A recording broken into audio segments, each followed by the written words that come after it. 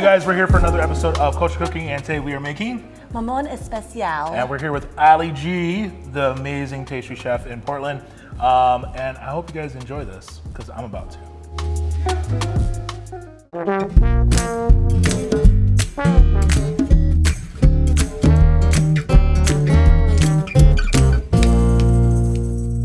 We have all of our ingredients, mise en place, so essentially put in their place. And so we're going to start with our meringue. We're going to start with a meringue using egg whites. Yep. We use cream of tartar and some sugar to build the meringue. So I think this is a very helpful thing to learn, is how to separate egg whites and egg yolks. Mm-hmm. So what is your method? So there's several different ways of separating egg whites. Typically, it's like you have to go in with confidence. You know, I feel like a lot of people, they'll crack the egg and they'll be like, but you have to crack it on a sharp edge once, get the middle, and then you can open it. But what I like to do, instead of using this jagged cracked eggshell to separate, I'll just throw it in. I will take my fingers, my phalanges, and then I will separate the egg gently like that, and then throw it into my other bowl. So super important, guys, if you guys are handling eggs, wash your hands. So Allie's gonna be washing her hands. Love it. Salmonella. Salmonella's a real thing. We have all of our egg whites separated, our egg yolks in another bowl. And so we're going to throw our egg whites at our room temperature into our mixer. And we have to make sure that our mixer bowl is completely clean. We don't want to have any oils or any fats within there, because that will affect how we build the meringue. For sure. And if you do not have one of these at home, you can always just go with a whisk and just do a lot of arm work. Or you can use the hand mixer with the two spinny friends. Spinny friends? Yeah, they're like pals, you know, like your homies. You can't do just one. No. It has to have two. And also, like, the mixer and the scale are my best friend. There you go. Like, if I don't have them, I don't even know where I'd be at. So the egg whites are in here, and then we're also going to add cream of tartar. So this is cream of tartar.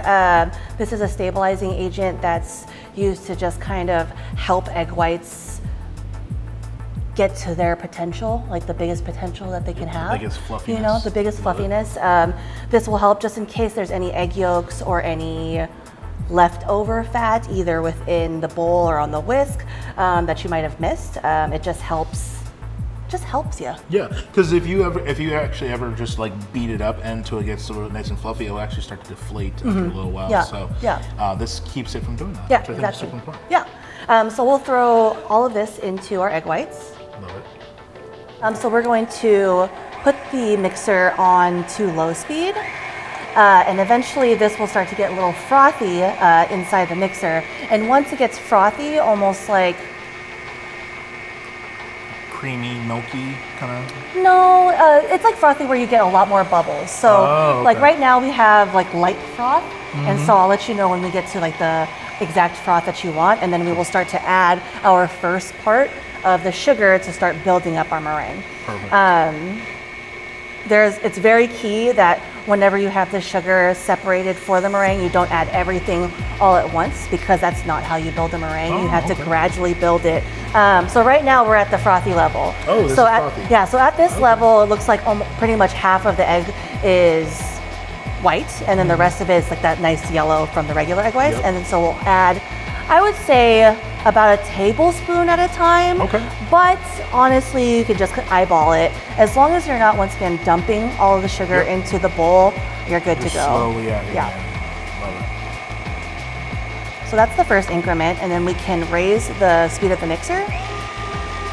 So is it important to take our time, or can this process be rushed? I would say if you have a lot of experience with the meringue, then you could rush it. But I would say if you're a beginner that's just starting to work with meringue, don't rush it. Got it. You know, this is like one of the methods where if you rush it, you're just gonna waste egg whites. Oh, okay. And then you're just gonna be like, okay, I need to go back to the store and buy more eggs. Yeah. Whereas this is where it's super important to be able to build the aeration, because that's what makes the fluffiness into the finished product. Love it. Up the speed, and we're gonna add a little bit more sugar. And so now we're starting to like build, and we're seeing that a majority of the meringue is a lot whiter.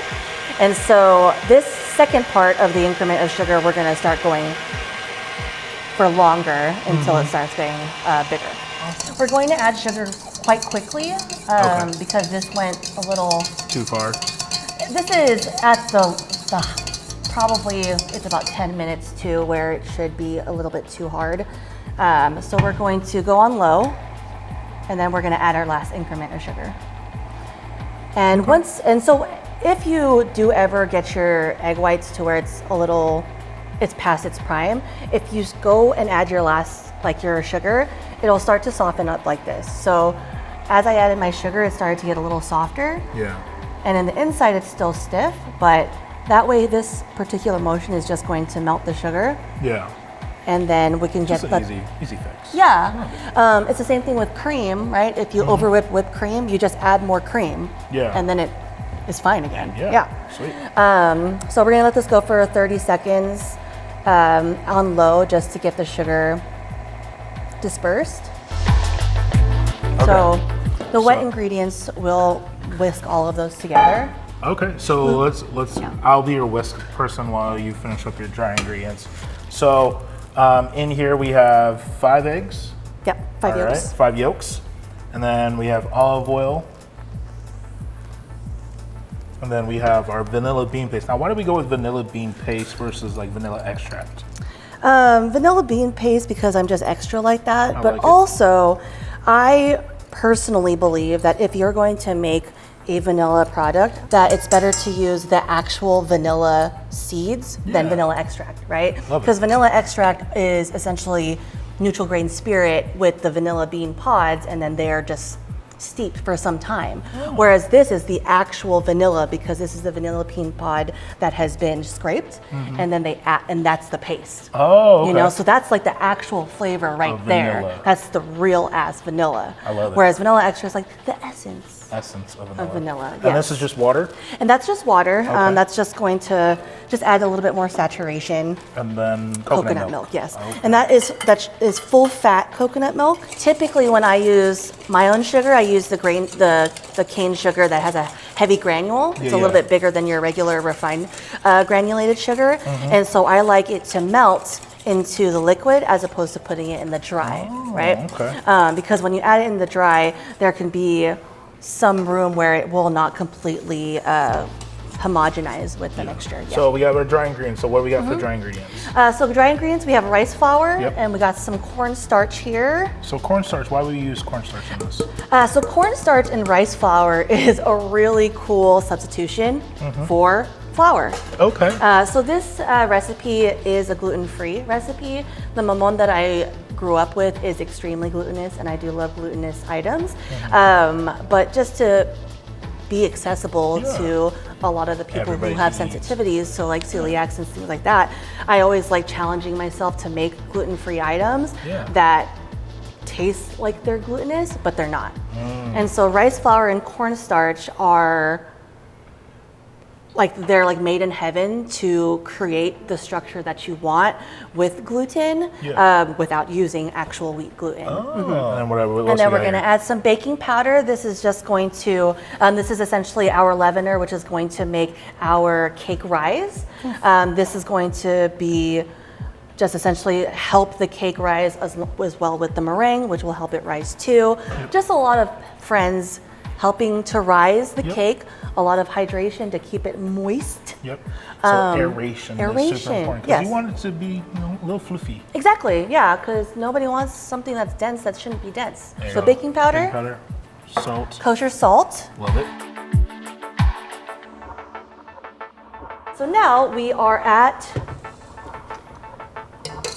happy town. We're at happy eggs here. Love it. We're at essentially a medium soft peak. And so medium, so there's different kinds of peak. There's soft, medium, and firm.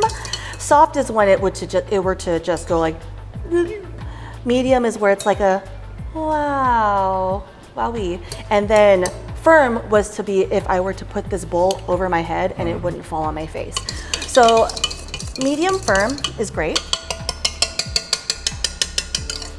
And so our eggs are happy and ready to go. We can move our scale out the way. And so what we'll do now is we're gonna put everybody together. So firstly, we don't want to put our liquid into our egg whites or our dry into our egg whites because it will deflate. So what we'll do is we will add our liquid that we have into our dry. Love it. And you want to make sure you use a spatula for this part because you're using vanilla bean paste and you want to get all of them seeds up in there. Lightly whisk this just to where everyone's homogenized. And so now this is like a nicer, like kind of batter-like consistency. And now we will mix our egg whites into our dry and liquid mixture. So what we're going to do is a method called tempering. We're not going to put, once again, this whole mixture up into the egg whites because everything will deflate. So tempering usually comes into 3 parts when it comes to egg whites. So I call the first part of the tempering of egg whites the sacrificial egg whites. I'm tribute. You are tribute to the batter because what this is going to do is most likely deflate exponentially, but this is going to lighten up your batter. So the folding method that I learned in school is you cut through and then you turn, right? But we're not going to do that. We're just going to fold and we're going to scrape the side of the bowl and go up. So this may seem like, why is she folding like this? This is where you want to be pretty gentle because you don't want to go to the batter, which I just did, but it's fine because we're sacrificing this. But it's a good way to learn how to be gentle because you're trying to keep it as fluffy as you can. So this is good. It's like a gentle, firm hand, you know? It's just with anything. A gentle, firm hand goes a long way. It does. Yeah. And so as you can see here, the batter is lightening up like hard. Love it. And so look at that. You can already tell it's a lot more airy than where the batter was originally. And so we're going to do our second. It's 12 o'clock to 6 o'clock while also scraping the bowl. And you want to make sure you're scraping the bowl and also the bottom because there's a lot of dry ingredients that might get sunk into the bottom. So you want to make sure everybody is happy and friends. Perfect. So there's a little bit more streak in there, which is fine because we don't want that to completely be gone because we're still trying to keep the air. And now we're filling our last section of the egg whites, and you want to make sure you get all of the meringue in there. That looks really good. Just folding like you just want to like put our face in it. You know? I was gonna say like can I just okay. You know, jump in. And next time for anybody, you can use a bigger bowl than this. I was gonna say like I think we have bigger bowls in the back. So essentially we're looking at like a pretty homogeneous mixture here. So you don't want any like streaks of egg white because that's streaks of egg white. Yeah. And when that bakes, it'll be batter and then egg white. So you want to make sure that everyone's homogeneous, but also gently homogeneously put together. So fluffy.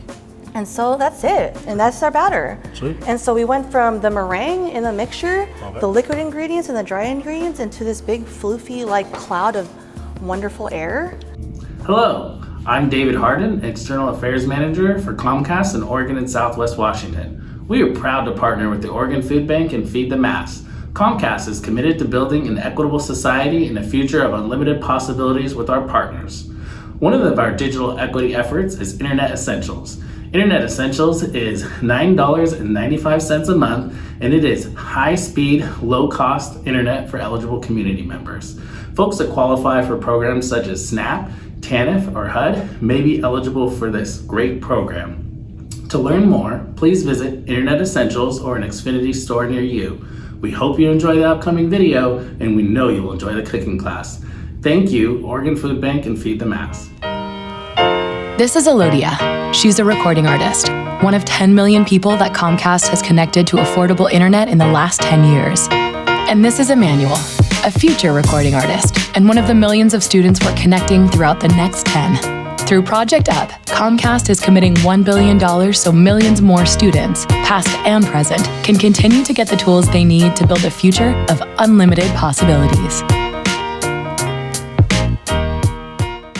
Alrighty, so next we are going to portion our mamon batter into our little cups. These are awesome because they're already like kind of pre-greased, which are good. Which are, not necessarily, not ideal. Really? Because I use these because they're 3.5 inches, and that's like the original shape of the mamon. Because like the cupcake sizes are what, like about 2 inches, yeah. right? Actually, with anything that is like a chiffon cake, you want to put it in something that isn't greased. Because essentially what it needs is like to climb, right? It needs to climb the sides, so you don't want to like pre-grease or pre-flour any kind of baking vessel that you put chiffon cake in, because it literally needs to climb the edge of whatever vessel it is to grow. And so the way that I combat this, I'll show it at the very end when we are baking, is to invert it and then while it cools. So this is my lucky cookie ice cream scooper.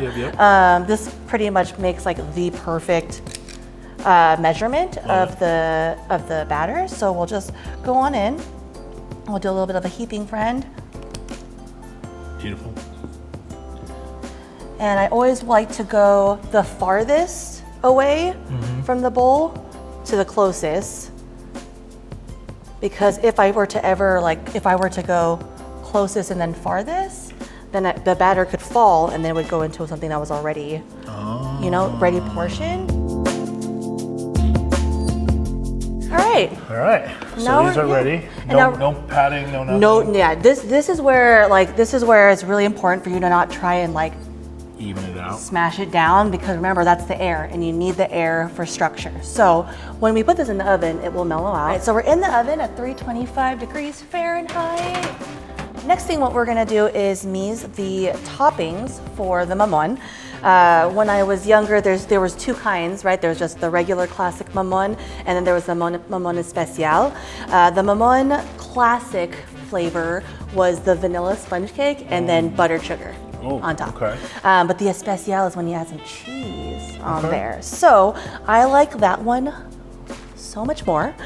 So we have our butter, we have the sugar that I use for all of my baked goods, which is organic cane sugar, which has a little bit more of a harder granule. Yeah, you can see every single granule. You don't want it to deflate any more than it is. So what we'll do is carefully, while it's still hot, we're going to invert them on a cooling rack. Make sure it has parchment paper, because you don't want the cakes to stick to the rack. And then this way they will cool inverted and maintain the shape and size that they had when they were first baked. Because otherwise, you can kind of see it. Otherwise they will deflate into itself, and then you're just gonna have this really sad cake that doesn't keep. No one likes sad cake. No, I want happy cake. Only happy cake. Yeah, and so this will cool for about 20 to 25 minutes, or until they're cool to the touch, and then we'll invert them back and then we'll top them. Sweet. Yeah. Our mamon is fully cooled. Fully cooled. Love it. And now we're going to invert them. So when I put them onto the parchment paper, except for that one, I put them kind of in the shape of what the pan is, because we're going to put the pan back on, and then we're just going to invert them like that.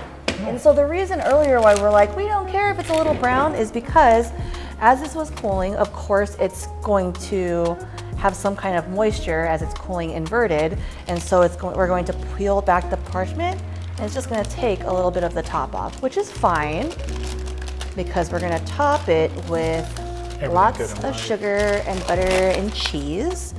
And you don't want that anyways, because as it was inverting, it kind of got a little bit moist, so you don't want that gummy kind of flavor texture.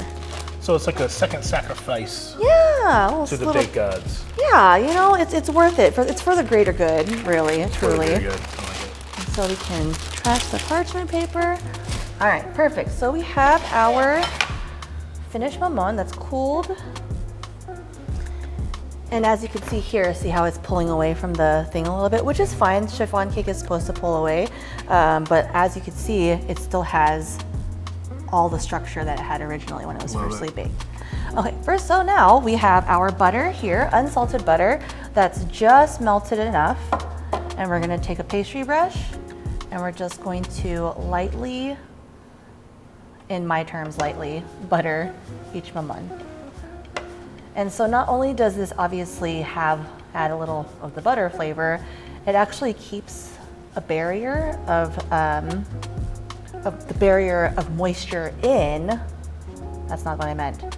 It creates a barrier that keeps the moisture in the cake.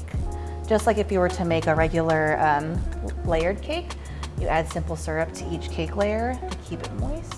Perfect, so we are all buttered and ready to go. Okay. So we're buttered and we're slightly soaked in, and so now we have our plate with the cane sugar, that's like the heavy granulation here, and now we're just gonna pop them.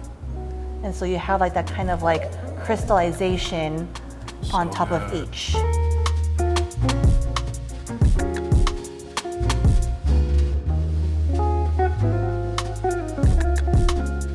So this is like up to everyone's discretion of like how they want to top the mamon with the cheese, but I personally like just a big ass mound of the cheese here.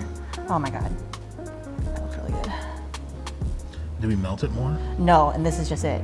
Oh wow. Yeah. I like So it's just like a room temp cake with Some the room temp cheese on cheese. top. And then you have like that crispy like sugar butter on the bottom. This is gonna be crap. Yeah, so like the sweet and savory aspect. And I personally like sharp cheddar cheese, just because I like, once again, a little bit more flavor.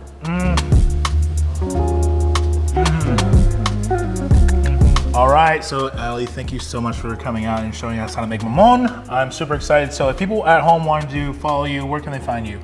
They can find me on Instagram at Allie G's Pastries. I also have a website that's also alliegspastries.com. You can also find me at the Hollywood Farmers Market on Saturdays and the Montevilla Farmers Market on Sundays. Perfect, and all the details are gonna be in our description down below. Make sure you like, share, and comment, and thank you so much for being here. Yay! All right, see you guys on the next episode.